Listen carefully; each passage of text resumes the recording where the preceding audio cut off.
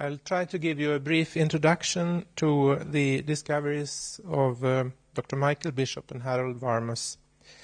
As you have seen from the official announcements, they have been awarded the 1989 prize jointly for important discoveries concerning the cellular origin of retroviral oncogenes. Together, Drs. Bishop and Varmus have received a number of prestigious awards, among them the Lasker Award in 1982 and the General Motors Foundation Cancer Research Award in 1984. The second installment will be given with the same title, Retroviruses and Oncogenes, by Dr. Michael Bishop. Please. I do share all the gratitudes that Harold expressed to my family, whose embrace I formed my original aspirations, to the small and large institutions that have helped me nurture those aspirations, to the many colleagues who've shared and pursued those aspirations with me. I'm grateful to the Nobel Foundation and to all of Stockholm for exquisite hospitality. And I'm grateful to the medical attention of Stockholm for restoring my larynx to some semblance of function today. As I said last night in a more intimate setting, if the Nobel Foundation required drug testing, as does the Olympic Committee, I would have not be before you today.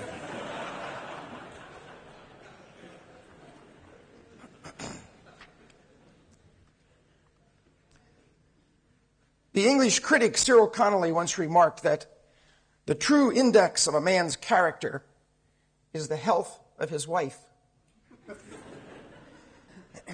My life in science has been rich and rewarding. I have sacrificed very little. May I have the first slide, please? But my partner in that life has sacrificed, no, the first slide. That's it. My partner in that life has sacrificed a great deal. Catherine, my wife of 30 years. May I have the next slide, please? There have been moments when I resolved...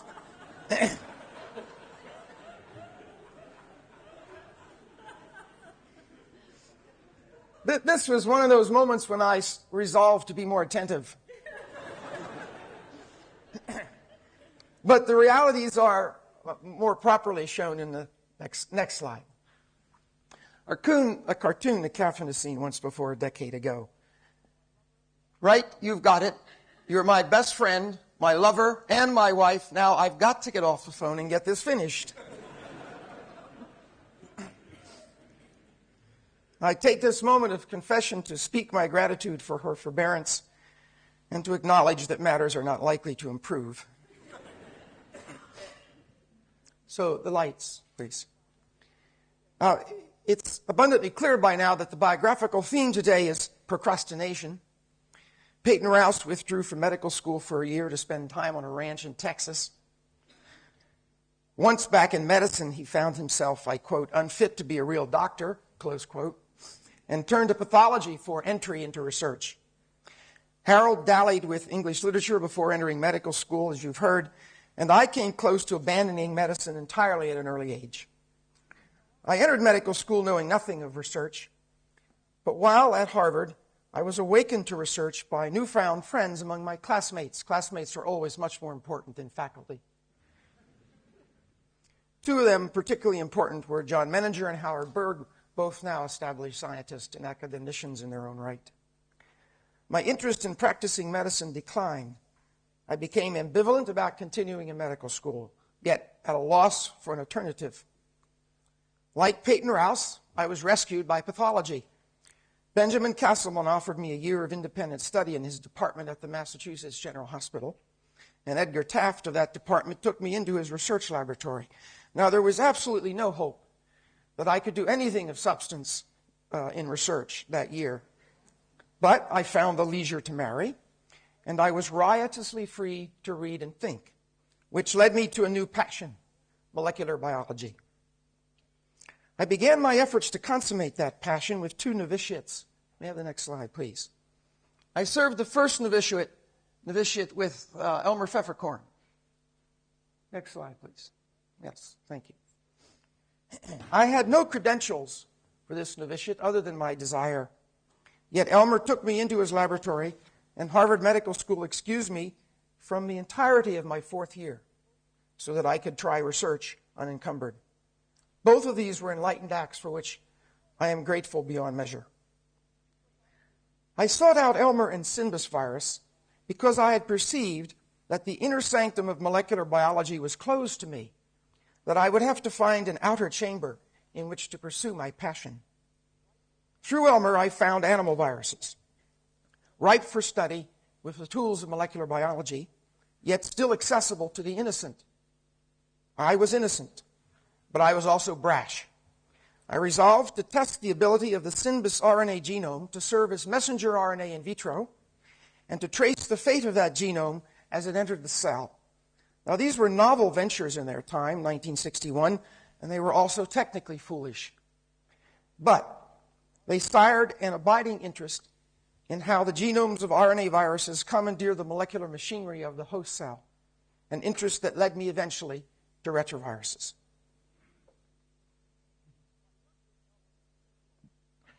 Now, my work with Elmer was sheer joy, but it produced nothing of substance. 20 years later, on the occasion of my 50th birthday, Elmer recalled my first novitiate in science with a quote from T.H. Huxley. "There is great practical benefit in making a few failures early in life," close quote. May I have the next slide, please? Well, benefited by failure I may have been, but I also remained uncredentialed for postdoctoral work and research. So on graduation from medical school, I entered an essential interregnum of 2 years as a house physician at the Massachusetts General Hospital. That magnificent hospital admitted me to its training despite my woeful inexperience at the bedside and despite my candid admission to the chief of service that I had no intention of ever practicing medicine. I cherish the memories of my time there. I learned much of medicine, society, and of myself. The lights, please. Clinical training behind me, I began my second novitiate by joining the Research Associates program. I was more serious than Harold. I went straight into the Research Associate program. At the National Institutes of Health in Bethesda, Maryland, a program designed to train mere physicians like myself in fundamental research. In its prime, that program was a unique resource, providing U.S. medical schools with many of their most accomplished faculty. Without the program, I, for one, would not have found my way into the community of science. Next slide, please. My mentor at NIH was Leon Leventhal, who has continued as an alter ego for me, and I think it's safe to say for Harold as well, to this day. My subject was the replication of poliovirus, which had become a test case for the view that the study of animal viruses could tease out the secrets of the vertebrate cell. In my first publishable research, I obtained evidence that the replication of polioviral RNA engendered a multi-stranded intermediate. Although my description of that intermediate proved flawed in its details, a flaw rectified later by a Nobel laureate in the making, David Baltimore. Next slide, please. Midway through my postdoctoral training, Leventhal jumped ship. He departed for the faculty at the University of California, San Francisco. And in his stead, I was joined by Gebhard Koch, who soon lured me to his home base in Hamburg, Germany, for a year. And again, I had an enlightened benefactor, Karl Hebel, who agreed to have NIH pay my salary in Germany, even though I would be in only the first year of a permanent appointment at NIH. I repaid the benefaction by never returning to Bethesda. My year in Germany saw little success in the laboratory, but I learned the joys of Romanesque architecture and German expressionism. Probably a preferable outcome. Together, Gebhard and I continued to study multi-stranded RNAs, eventually showing that the double-stranded form of poliovirus RNA is infectious because the positive strand of the duplex can be expressed in mammalian cells, as if the duplex might be unraveling within the cell. This finding perplexed us and seemed abstruse, but it proved to be a harbinger of unanticipated enzymatic activities whose existence and functions are coming into view only now. When the work was finally published, David Baltimore himself urged me to remain with poliovirus, even to renounce my emerging interest in retroviruses. I took the advice as a compliment and ignored it. May I have a slide, please? Next slide. Now, as my year in Germany drew to a close, I had 2 offers of faculty positions in hand. One at a celebrated university on the east coast of the United States, the other from Leventhal and the University of California in San Francisco. I chose the latter easily because the opportunity seemed so much greater. I would have been a mere embellishment on the East Coast. I was genuinely needed in San Francisco. And the decision proved providential beyond all measure. May I have the next slide, please? In the laboratory adjoining mine at UCSF was Warren Levinson, who had set up a program to study Rous sarcomovirus, an archetype for what we now know as retroviruses. At the time, the replication of retroviruses was one of the great mysteries of animal virology. Warren, Leon, and I joined forces in the hope of solving that puzzle, but we had hardly begun before Howard Temin and David Baltimore announced that they had solved the puzzle with the discovery of reverse transcriptase, work, of course, that brought them the Nobel Prize a scant 5 years later. The lights, please. The discovery of reverse transcriptase was sobering for me, a momentous secret of nature, mine for the taking, had eluded me. But I was also exhilarated because the DNA synthesized by reverse transcriptase in vitro represented an exquisite probe for viral nucleic acids, a reagent that would give us unprecedented access to the life cycle of retroviruses. To paraphrase a memorable simile from the Nobel lecture of Arthur Kornberg, we now had a wedge with which to pry open the infected cell. The hammer to drive that wedge would be molecular hybridization. Slide, please. I became enamored of molecular hybridization even before Harold, and this is the proof of that. A slide I made while I was a second-year medical student from an article by Saul Spiegelman in Scientific American. I can see that I had much then to learn about audiovisual aids, and of course, I had no access to color film either. Hybridization was a tool that offered exceptional sensitivity and specificity in the pursuit of viral nucleic acids, a tool made to order for the study of retroviral replication, which proceeds in concert with and is obscured by the normal metabolism of the host cell. Slide, please. Improvising assays as we went, my colleagues and I soon had our first glimpse of viral RNA in cells infected with retroviruses. These are early data, portrayed in the quaint manner of the times, unrecognizable by most contemporary students, if for no other reason than that a grasp of mass action is required for decipherment. Slide, please. In due course, our analyses became more sophisticated, identifying individual viral RNAs and the genes they carry. Here are representative data along with their architect, Nancy Quintrell, stalwart colleague for virtually all of my years in research. Next slide. And eventually, the final sophistication, we were able to lay out the manner of viral gene expression in the detail illustrated here. The work produced one of the earlier examples of RNA splicing and set the stage for the much later discovery of frame shifting in the translation of retroviral messengers, alluded to by Harold. But our exercises with viral RNA had a larger resonance because we had constructed the technical stage on which the discovery of retroviral transduction would eventually play out. Slide, please. I also picked up the study of reverse transcriptase itself, perhaps to exorcise my sense of failure at not discovering the enzyme in the first place. We began by working in vitro to explore the details of DNA synthesis by the enzyme. The most notable outcome was the demonstration that reverse transcriptase uses a cellular transfer RNA as primer to initiate transcription from the retroviral genome. The transfer RNA for tryptophan is, in the case of Rous sarcomovirus, the first one proven and shown. It's diagrammed here so as to highlight the portion of the RNA that interacts with the template. Now, to this day, I regard our efforts to identify the natural primer, the tRNA, for reverse transcriptase as among the more imaginative work that we have ever done. But the reviews from the Journal of Molecular Biology were savage. The contemporary bias held that the retroviral genome itself served as both template and primer, and like all biases, it did not die easily. Nevertheless, we prevailed, as did our work. Priming by tRNA is now regarded as a generic feature of retrotransposons. Lights, please. But what I most wanted to know was the course of events in the infected cell. Could we find the proviral DNA first imagined by Howard Temin and then foretold in substance by the discovery of reverse transcriptase? Where in the cell was this DNA synthesized following infection? What form did it take before and after integration into host DNA? Harold Varmus arrived to provide the answers and to alter my life and career irrevocably.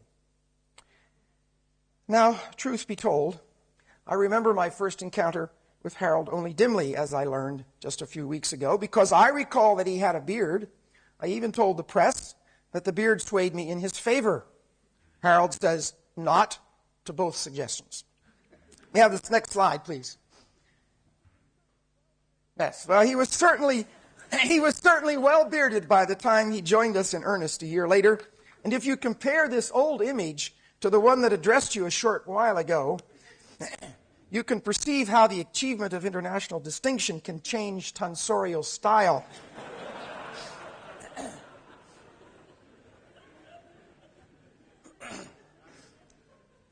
As he came into prominence, Harold removed his beard, and in contrast, I grew one to achieve the appearance of distinction, I presume. It took only a brief conversation with Harold and a cursory inspection of his dossier to know that I had found a kindred spirit, bearded or not. I signed him on and encouraged him to write a fellowship proposal on the then mysterious transfer RNAs and the virions of retroviruses. What he wrote was good enough for funding, but none of it was ever done. By the time Harold took his place at the bench a few months later, the maelstrom of reverse transcriptase had struck, and the provirus was ripe for harvest. Harold liked the look of the fruit, but he resisted the tools of harvest, a point he omitted from his talk. In short, he wanted nothing to do with molecular hybridization. I had enough of that with Paston, he told me. I persisted, more by neglect than by any effort to proselytize. Anyone who knows Harold knows how futile that would be. And Harold began a search for proviral DNA, and then fortune intervened in the form of a new technique. And this seemed to galvanize Harold into action. And within the year, his name became consubstantial with expertise on the synthesis and integration of retroviral DNA. And in the process, I had lost a postdoctoral fellow and gained a splendid co-equal. Lights, please.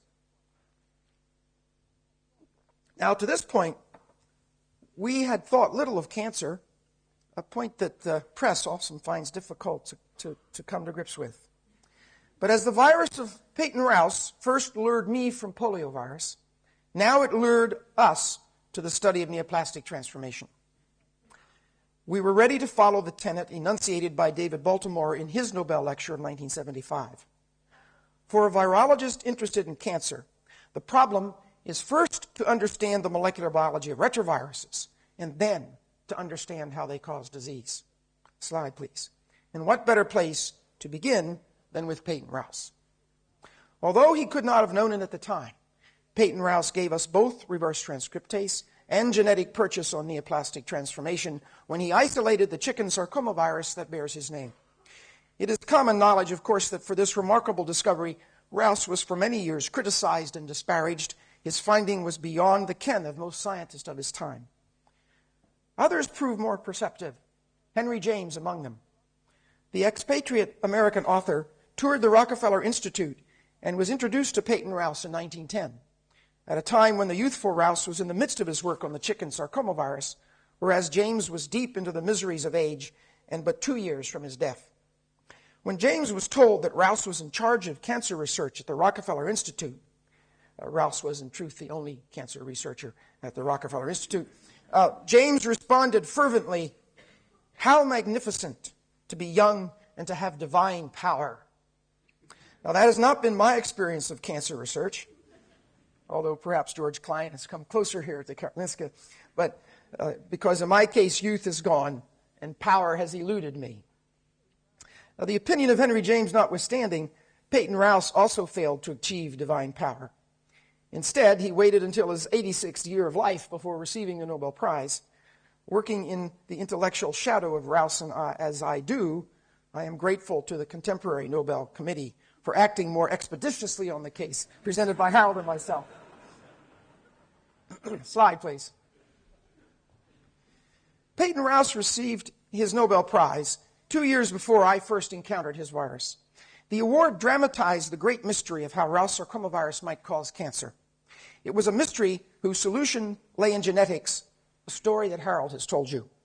The data showed with luminous clarity that a gene within Rous sarcomavirus is responsible for cancerous growth of infected cells. That continuous action of the gene is required to sustain cancerous growth, and that the gene probably works by directing the synthesis of a protein. The oncogene sarc had been cited. When I described the use of temperature-sensitive mutants, which of course was what was used here, in the citing of sarc to a general audience, or alas, even to physicians, I am often asked whether the properties of these mutants underlie the use of heat to treat cancer. The listener has failed to see that the conditional mutant is an artifice, an invention whose properties nevertheless tell us something of nature's real ways. It is one of the great blights of our culture that the general public is so innocent of how science proceeds. We in San Francisco, for example, pay a daily price for that innocence. The general public is inclined to distrust and resist almost any course that science might wish to take. The lights, please. The genetic identification of sarc was reported in the very same year as the biochemical discovery of reverse transcriptase. The two became themes that intertwined and nourished one another in the daily life of our laboratory. Much as our deployment of molecular hybridization in the study of viral replication set the stage for the discovery of cellular sarc, so our ensuing success in isolating structural proteins of the virus from infected cells emboldened us to seek the protein encoded by sarc. We were in the midst of efforts to prepare antisera that would recognize the sarc protein when news of success came from Denver. Erickson and his colleagues had produced persuasive evidence that the oncogene encodes a 60 kilodalton protein, of which you have heard. Once the product of sarc was a physical reality, the puzzle of its action loomed larger than ever. How could this single protein elicit the pleiotropic change in cellular phenotype that we call neoplastic transformation, a change so numerous in kind that we could not count all of its components? Slide, please. The answer came quickly. Sarc encodes a protein kinase, whose amino acid substrate later proved unexpectedly to be tyrosine. By phosphorylating numerous cellular proteins, the enzyme could rapidly change myriad aspects of cellular structure and function. By being the first exemplar of protein tyrosine kinases, it gave notice of a previously unappreciated regulatory device we now realize is second to none in the signaling pathways of the cell. The ways in which these answers emerged are illuminating. In Denver, the answer came from an inspired guess based on the pleiotropism of sarc. Protein phosphorylation ranks among the most versatile agents of change known to biochemists. In our laboratory, enzymological reasoning by Art Levinson led the way. Phosphorylation of the sarc protein in cellular extracts displayed properties suggestive of a unimolecular reaction, as if the protein were phosphorylating itself, as indeed it was. And at the Salk Institute, Tony Hunter used an erroneous buffer and fortuitously separated phosphotyrosine from phosphothreonine for the first time in recorded history. The only example of productive laziness that I have ever seen acknowledged with gratitude by Tony in the annual reviews of biochemistry. The next slide, please. The citing and subsequent characterization of sarc paved the way for a biological cornucopia. We now know of more than 20 retroviral oncogenes, whose diverse specificities in tumor genesis provide experimental models for most forms of cancer that afflict humankind. Each of these genes encodes a protein whose biochemical action provides distinctive purchase on the mechanisms of neoplastic growth, an astonishing repository of experimental models. Slide, please.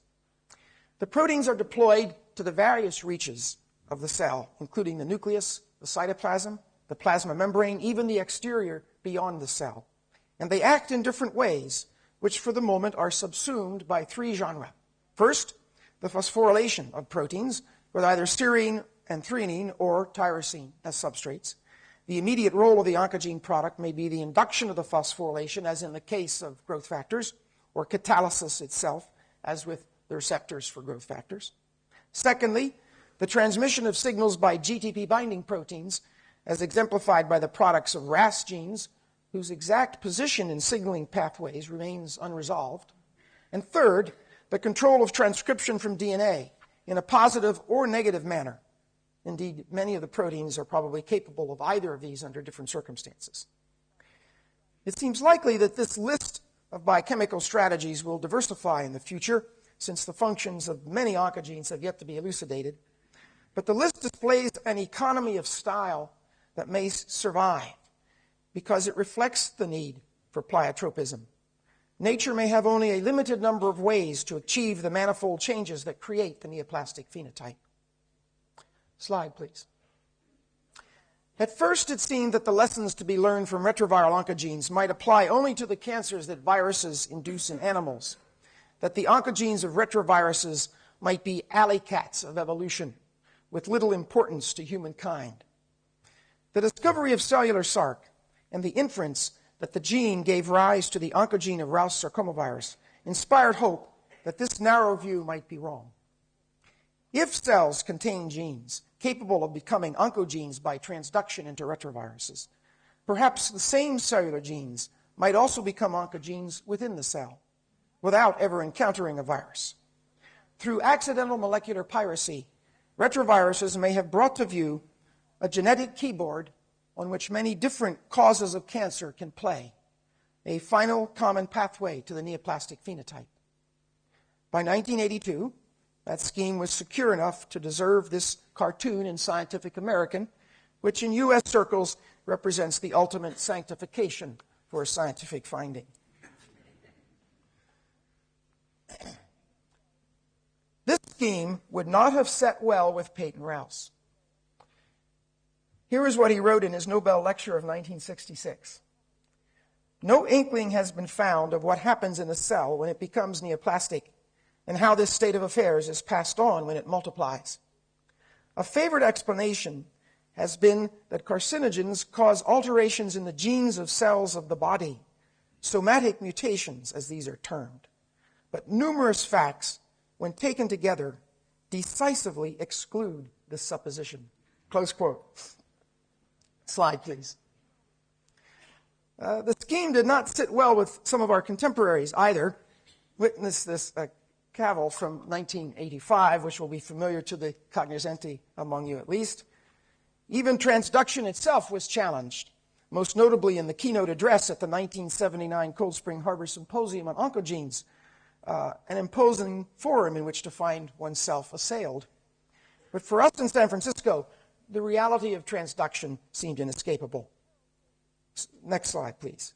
As Harold told you, our confidence began from this simple compilation, of which he showed you a more sophisticated version. This is my own homemade version from those days. The cellular homologue of sarc had been conserved through eons of evolution, whereas the other genes of Rous sarcomavirus could be found only in chickens. The ineluctable conclusion was that the two sorts of genes, an oncogene on the one hand and genes devoted to viral replication on the other, had separate origins. As Harold has explained, we would eventually muster many more sophisticated arguments, all of which pointed to the same conclusion. The progenitor of sarc was a conserved and hence vital cellular gene that found its way into Rous sarcomavirus by recombination. The images of cellular and viral sarc gained eventually from molecular cloning sustained our argument in a gratifying manner, but for me, they were anticlimactic. Arguing for the cellular origins of sarc provided my first experience with the heuristic force of evolution. Quote, nothing in biology makes sense except in the light of evolution, to recall a famous aphorism from Dobzhansky. The aphorism embodies a truth that has been dishonored in the United States, where religious zealots continue their efforts to hound the teaching of evolution from public schools, and men of little learning assail the truth of evolution under the fraudulent rubric of creation science. Slide, please. The genesis of retroviral oncogenes by recombination with the cellular genome had been postulated by several observers at about the time we were doing our work. Here is a version from Howard Temin, shown because it was in his Nobel lecture of 1975. He appears to have gotten it largely correct, except for his suggestion that sarc was mutated to an oncogene prior to transduction. I should point out that by the time this cartoon was drawn, the news of transduction from San Francisco had been widely promulgated. Now, although it may sound self-serving, I confess my ignorance of these speculations when we began our work on cellular sarc in 72, 73. I was motivated by a desire to test the virogene-oncogene hypothesis of Huebner and Todaro, which Harold has explained, not by an interest in the origins of oncogenes. But in due course, Howard Temin provided a useful inspiration with his suggestion that all retroviruses arose by the cobbling together of disparate genetic elements in the cell, with intermediates that he called proto-viruses. The inspiration was for taxonomy, not experiment. Slide, please. As transduction by retroviruses came into common discourse, the need arose for a generic term to describe the cellular progenitors of sarc and other retroviral oncogenes. The first to find general usage was a term cellular oncogene. Although I was a nominal member of the responsible committee on nomenclature, I was uncomfortable with this term because of its unwarranted implication that the native cellular genes carried intrinsic tumorigenic potential, that they need not be changed at all to cause trouble.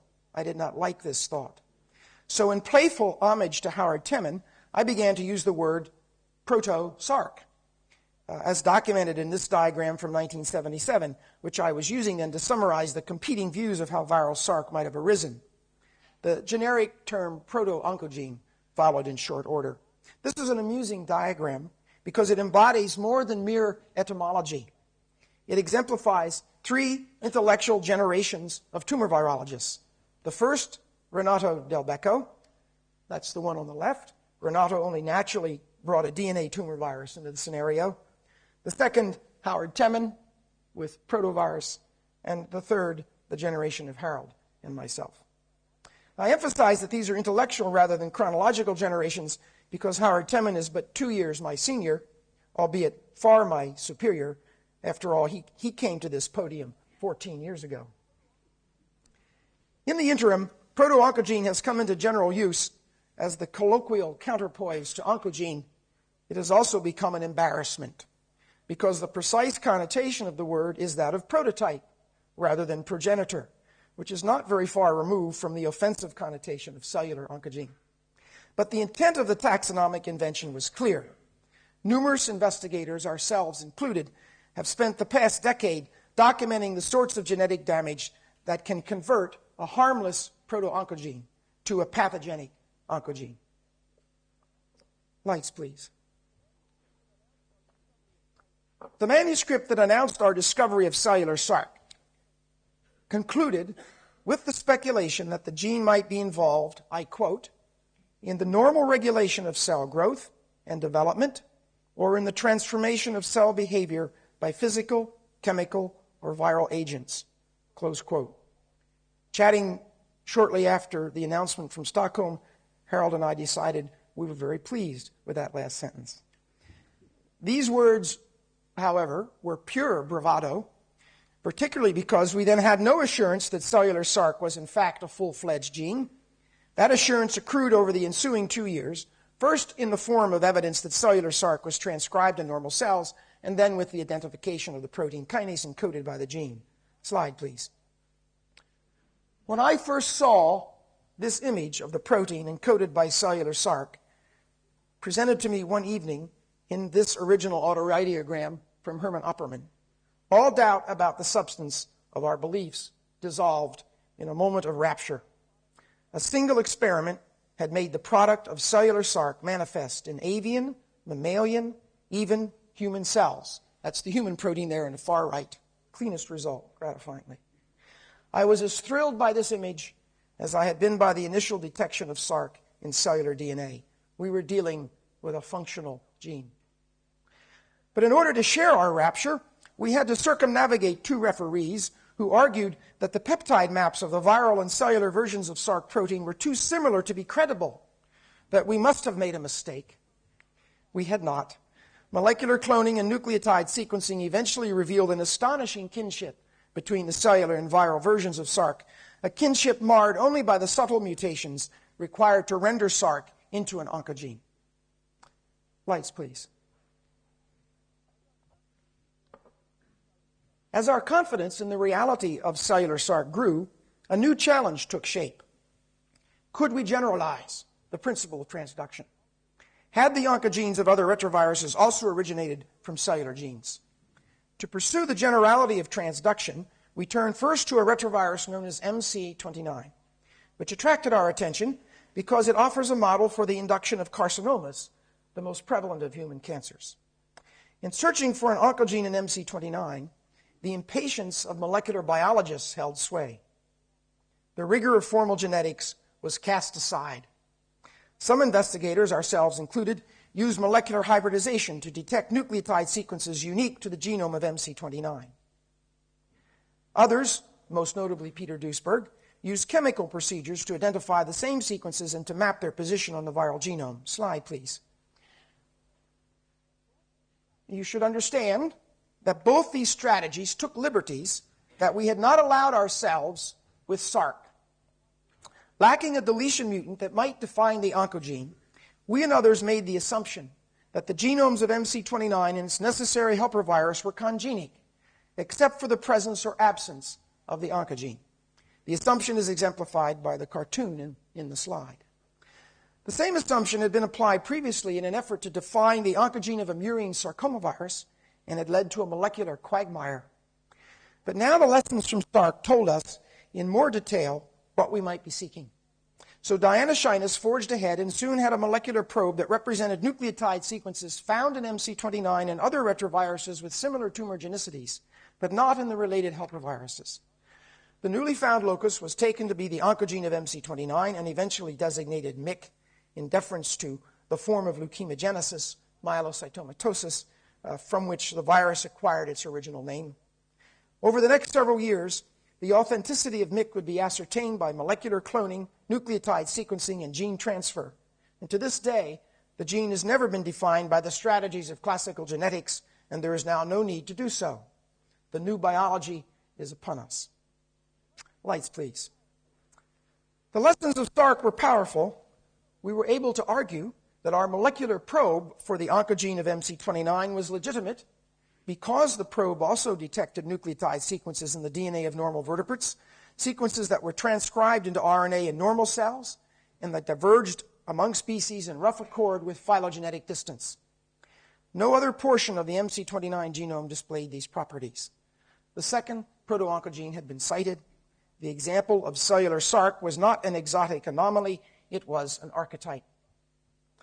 We were nevertheless rebuffed by two referees for a fashionable journal who took stances diametrically opposed to one another.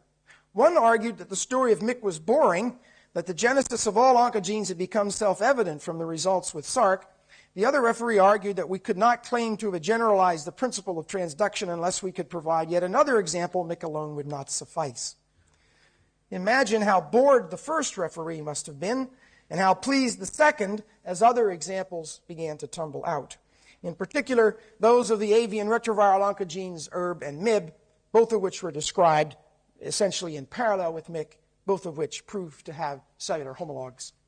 In the years that followed, MYC proved to be a great provider, a vehicle for several seminal discoveries: the activation of cellular genes by insertional mutagenesis, the involvement of proto-oncogenes in chromosomal translocations, and the amplification of proto-oncogenes in human tumors. These discoveries had exceptional logical force because they involved a gene whose tumorigenic potential was already known from the study of retroviruses. Slide, please.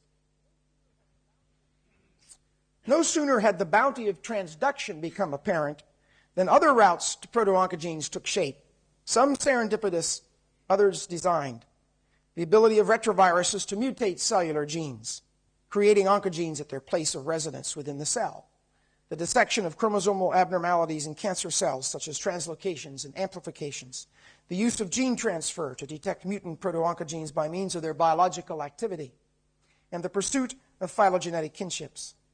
The definition of proto-oncogene had now become more expansive, subsuming any gene with the potential for conversion to an oncogene by the hand of nature in the cell or by the hand of the experimentalist in the test tube. Lights, please. The tally of proto-oncogenes has now reached 60 or more. Most are genes never glimpsed before by any other means. What are these genes? What are these genes in their normal guise? What purposes preserve them through 1,000 million years of evolution? Why do they harbor the potential to wreak cellular mayhem? We formed our hypotheses from the lessons of transduction. The properties of retroviral oncogenes must echo the functions of proto-oncogenes.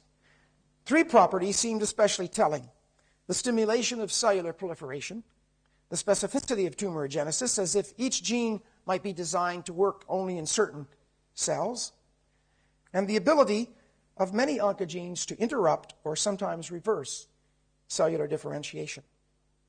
Like father, like son, it seemed possible that the actions of viral oncogenes are merely caricatures of what proto-oncogenes are normally intended to do. Retroviruses may have revealed to us not only touchstones of tumorigenesis, but clues to the nerve center that governs the normal cell cycle and the differentiation of cellular function. Slide, please.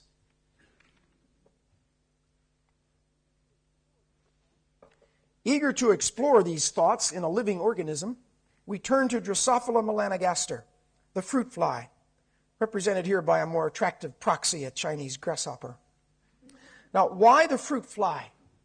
Why the fruit fly? I pose and answer this question principally for the benefit of my brother, a physicist for whom the ways of biologists are both mysterious and crude. First, the fruit fly. First, because the full collection of genes in this creature is within our scope. Second, because we have in hand a rich catalog of normal and mutant genes from the fruit fly, the products of almost a century of labor. Third, because the fruit fly is for the moment the only metazoan organism in which we can manipulate genes with reasonable facility, although a soil worm on the one hand and the laboratory mouse on the other are now making a strong bid for our favor. Fourth, because when reduced to essentials, the fruit fly and Homo sapiens are not very different. If that offends you, consult your local pastor, or my father, who is available here for a few days and who wears the Lutheran cloth of your official church. And fifth, because the fruit fly has a large complement of proto-oncogenes with counterparts in mammals. Slide, please. What we have learned of proto-oncogenes from Drosophila vindicates some of the bravado in our first publication on cellular sarc. Mutant alleles have been identified for the counterparts of 6 proto-oncogenes in the fruit fly to date. In 2 instances, the ABL and MIB proto-oncogenes, the search for mutations was deliberate. In the remainder, mutations recognized first in classical studies by their phenotypes later proved to be Drosophila counterparts of mammalian proto-oncogenes. All of the mutations elicit profound disturbances of development. Harold and I are represented here in 2 ways by intellectual acolytes.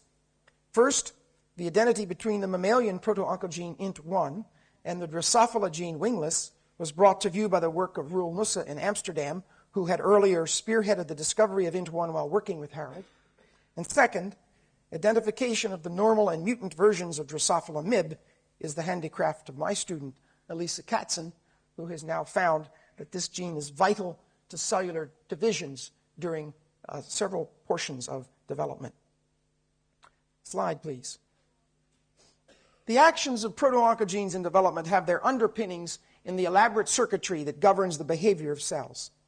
The junction boxes in this circuitry include polypeptide hormones that act on the surface of the cell, receptors for those hormones, proteins that convey signals from the receptors to the deeper recesses of the cell, and nuclear functions that orchestrate the genetic response to afferent commands, typically by regulating transcription. Diverse lines of inquiry have brought these junction boxes to view. but the study of proto-oncogenes has been among the richest sources. And time and again, the several different lines of inquiry have converged on the same junction box. It seems that we may have more of the circuitry in view than we could have hoped. The cell is not infinitely complex. The cell can be understood. Lights, please. But what of cancer? Are proto-oncogenes among the seeds of this disease in all our cells? Are they a common keyboard for many different players in tumor genesis? As a physician, I found these questions attractive. As a scientist, I found them intimidating. Exploration of the cancer cell is akin to archaeology. We must infer the past from its remnants in the present, and the remnants are often cryptic. But the first remnants to emerge from the proto-oncogenes of human cancer cells told a vivid story, a story anticipated in a remarkable manner by Karolinska's own George Klein. Molecular dissections revealed that chromosomal translocations in human and murine tumors often affect proto-oncogenes already familiar from the study of retroviruses, with MYC, that great provider, prominent among them. Emboldened by these findings, Kari Alatalo and Manfred Schwab joined us to mount a belated excavation for the genetic shards of tumor genesis. We chose a neglected terrain in which to dig: gene amplification, amplified DNA. Slide, please. Focal amplification of domains within chromosomes is a scheduled and purposeful event during the life cycle of diverse organisms. In mammals, however, gene amplification is an unscheduled aberration that gives rise to karyotypic abnormalities known as double-minute chromosomes and homogeneously staining regions. When my colleagues and I began our excavations, gene amplification in cancer cells was known principally as a consequence of selection for selection by chemotherapeutic agents. But the literature also contained occasional examples of double-minute chromosomes and homogeneously staining regions in untreated cancers. And when a limited sampling of these were examined by ourselves and others, they proved to involve previously identified proto-oncogenes. Yet again, MYC was prevalent. In due course, it became apparent that gene amplification is relatively common even in untreated tumors and that it affects proto-oncogenes. Slide, please. Intent on a more systematic study, we chose human neuroblastomas, in which gene amplification seemed exceptionally common. We resolved to ask whether the amplified DNA in neuroblastoma cells contains any of the proto-oncogenes then known. When we got to MYC, we struck rich ore of an unexpected sort. A gene related to MYC, cited in our work for the first time, and in parallel by Fred Alt, and eventually designated NMYC for neuroblastoma MYC, or if you prefer, not MYC. Quickly, it became apparent that NMYC is an authentic proto-oncogene, a close kin of MYC that apparently evolved to serve a separate purpose in the normal organism. Slide, please. As the survey of neuroblastomas broadened, a fertile correlation became apparent. Amplification of NMYC was found only in the more aggressive variants of the tumor, in perhaps 1/4 of all the specimens examined.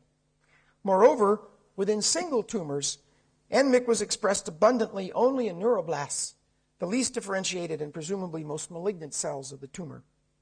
These correlations had two implications.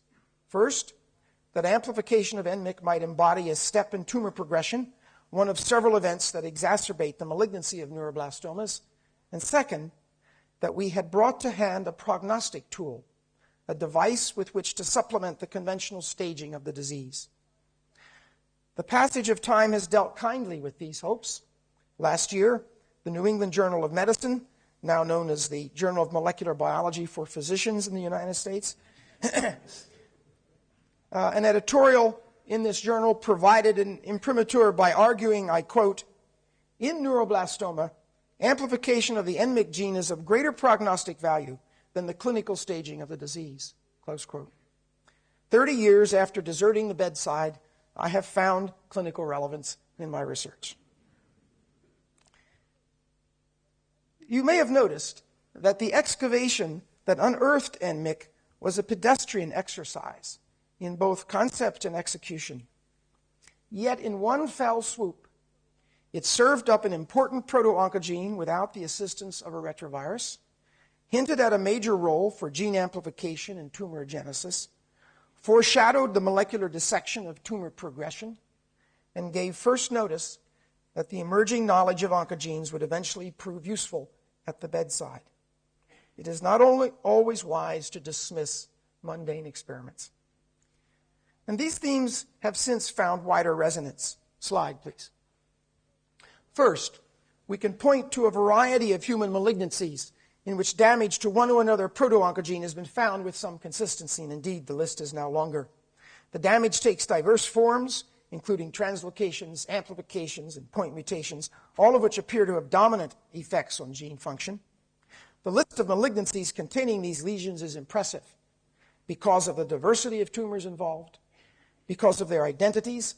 Several can be counted among the principal nemeses of humankind, and because the list has been assembled after only a few years of pursuit with imperfect tools, there is doubtless more to come. Beyond this list, there lies the burgeoning repertoire of recessive lesions in human cancers, whose nature and unquestionable importance are just now coming into focus. Slide, please. Second, catalogs of genetic damage within individual tumors are taking shape, showing us how the malfunction of several different genes might combine to produce the malignant phenotype. For example, carcinomas of the colon contain no less than 5 different yet consistent lesions, some genetically dominant, others recessive. Carcinoma of the lung, at least 4. Carcinoma of the breast, 5. Neuroblastoma, at least 3. Moreover, detection of the lesions is likely to provide information for prognosis, perhaps even for therapeutic management.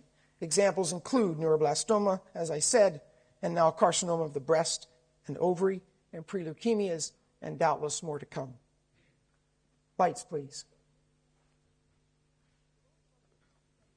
For those of us who first studied cancer more than 30 years ago in medical school, and then returned a decade or so later to the disease to find it little less a mystery, the contemporary image of the cancer cell is both thrilling and an unexcelled vindication for fundamental research.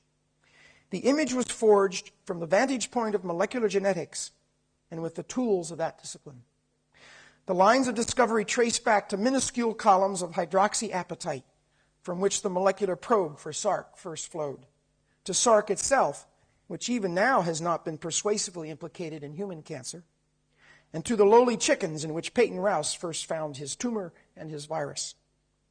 From these humble roots, a great tree of knowledge has grown, and a great truth has been reiterated. We cannot prejudge the utility of scholarship. We can only ask that it be sound. Slide, please. Now, what of treatment? Will we acquire new antidotes for cancer from our study of oncogenes? There is little likelihood that we will be able to repair or replace damaged proto-oncogenes in the foreseeable future, particularly in the individual already burdened with countless tumor cells. We are not capable of that sort of genetic engineering. There is talk of restoring functional copies of recessive oncogenes to tumors in which they are defective, but for me and many others, realization of this objective in human subjects seems many years distant as well. But if we focus on the protein handmaidens of genes, we can see a little more cause for hope. Given sufficient information on how these proteins act, the pharmaceutical chemist, or perhaps the immunotherapist, may be able to invent ways to interdict the action of oncogene products, even to exploit the specificity of genetic damage and thus to reverse the effects of oncogenes. We are not close to implementing these strategies, but they are reasonable hopes. The protein tyrosine kinases and the signaling proteins encoded by RAS oncogenes are logical first targets for trial. Now, I'm eager not to appear naive. No single therapy against an oncogene product is likely to become a panacea. We must deal with a large variety of oncogenes whose products are deployed to the many reaches of the cell and whose actions present great chemical and enzymological diversity. And we must be prepared to cope with evolving genetic damage within cancer cells that can bring a variety of oncogenes into play sequentially and stay one step ahead of our wits. In 1983, a distinguished figure in American cancer research told the New York Times, I quote, Scientists should learn how to manipulate oncogenes to protect or treat patients within the next 5 years. Close quote. The words ring hollow now, except as a cautionary note. Well, truth be said, the last decade of cancer research has produced a fair share of hyperbole. Here's my favorite sampling. The essential biochemistry of cells can be worked out within the next decade or two. J.D. Watson, 1972.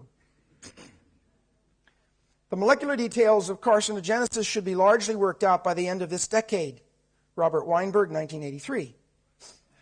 We're beginning to understand what a cancer cell is and how it works. We're in a new world. Lewis Thomas, 1986. The human intellect has finally laid hold of cancer with a grip that may eventually extract the deadly secrets of the disease. J.M. Bishop, 1983, and occasions thereafter. Perhaps we can be forgiven this hyperbole. Things have gone well. The search for genetic damage in cancer cells and the explication of how that damage affects the biochemical functions of genes have become our best hope to understand and thus to thwart the ravages of cancer. We have happened upon a biological roadmap that should eventually lead us to explanations of how normal cells govern their replication and why cancer cells do not. At the beginning of this century, the Austrian engineer and novelist Robert Musil offered a description of progress in science that foreshadowed modern views of epistemology and that now exemplifies the course of contemporary cancer research. I quote from Der Mann ohne Eigenschaften. Every few years, something that up to then was held to be error suddenly revolutionizes all views. An unobtrusive, despised idea becomes the ruler over a new realm. Close quote. Harold Varmus, I, and our numerous colleagues in this field have been privileged to assist as a despised idea became a ruler over a new realm. The notion that genetic changes are important in the genesis of cancer has met strenuous resistance over the years from no less than Peyton Rous. But now that notion has gained ascendancy. And in the event, I have learned that there is no single path to creativity, not even within the stern halls of science. Consider the extemporaneous course of Harold and myself, from the liberal arts to this exquisite moment. We are constrained not by the necessary discipline of rigor, but by the limits to our imaginations and our intellectual courage. In the words of an American sage, dare to be wrong, or you may never be right. Discovery takes two forms. The first is mundane, but nevertheless legitimate. We grope our way to reality and then recognize it for what it is. I liken that to parenting, actually. The second form of discovery is legitimate, but also sublime. We imagine reality as it ought to be, and then find the proof for our imaginings. I have been fortunate to know the first form of discovery, and am thankful for the privilege. I have miscarried opportunities to know the second, and am diminished by the failure. Redemption will lie in more imaginings. In the words of Karl Kraus, the real truths are those that can be invented. Thank you.